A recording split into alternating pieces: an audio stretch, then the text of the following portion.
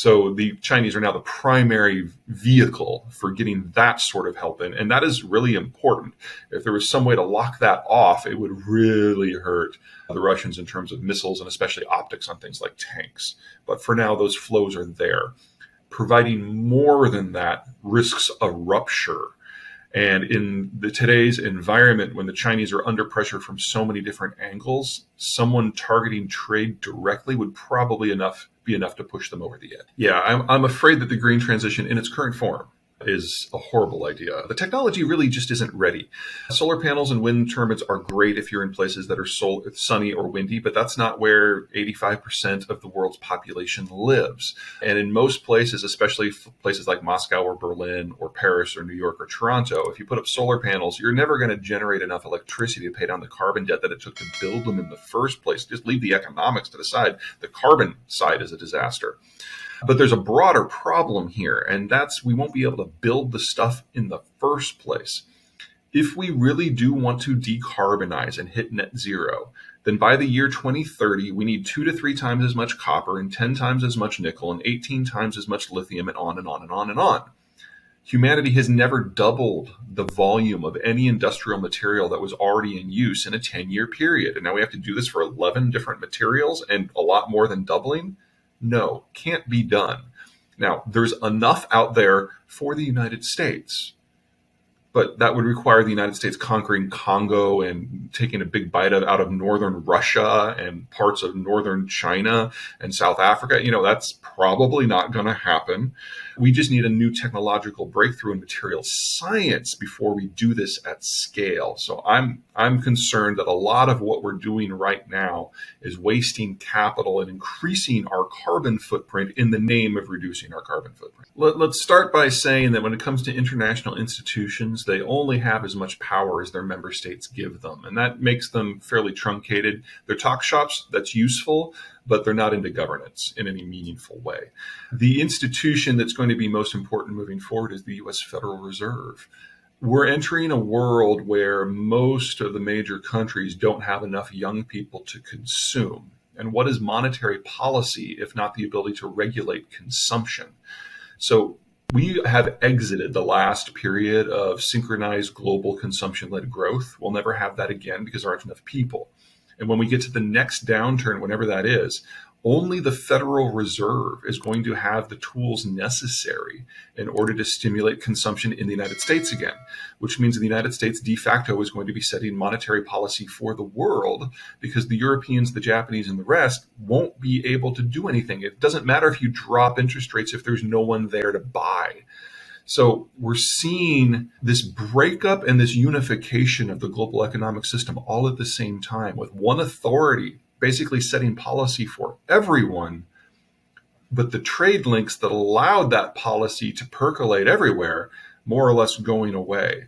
We're entering unknown territory here. I mean, we've had ups and downs and unifications and breakups and trade systems over and over and over through history, but we've never had the sort of build that we've seen under globalization, where we basically all joined a single global whole with differentiated supply chains and materials crossing the globe as a matter of course.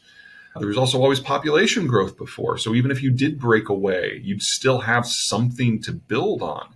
We don't have that anymore. Oh, sure. Yeah, sorry. I forgot about that one. Okay, so if we do have a degree of breakup, there are places that have more going for them than others. One of the big things about globalization is the United States basically declared that geography doesn't matter, that we'll take care of security. You can access our market and everyone else's market as long as you side with us against the Soviets. And that created the global system. You break that down, and geography matters again, because you're going to have to do a lot of it yourselves.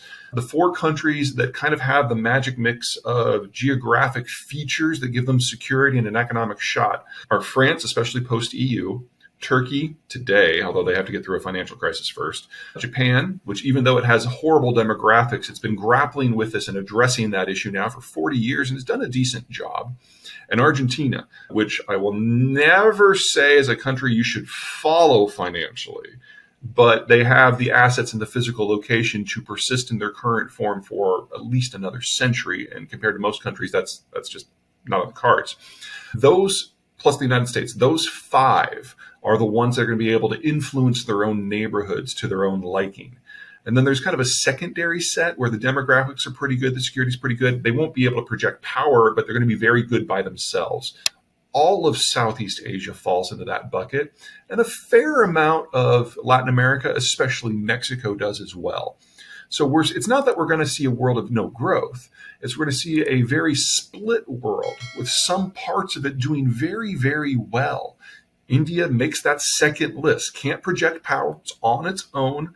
And with the exception of the Pakistan question, it's pretty much going to get left alone unless it decides to go on a little foray in the Persian Gulf, which could get really interesting really fast. I think the US dollar is only going to become more important. Let me start by saying any international organization of which China and India are both members is one that doesn't do anything because they have different opinions on everything that matters. That includes this currency talk. And if you want to have a new reserve currency, there's a few things you need.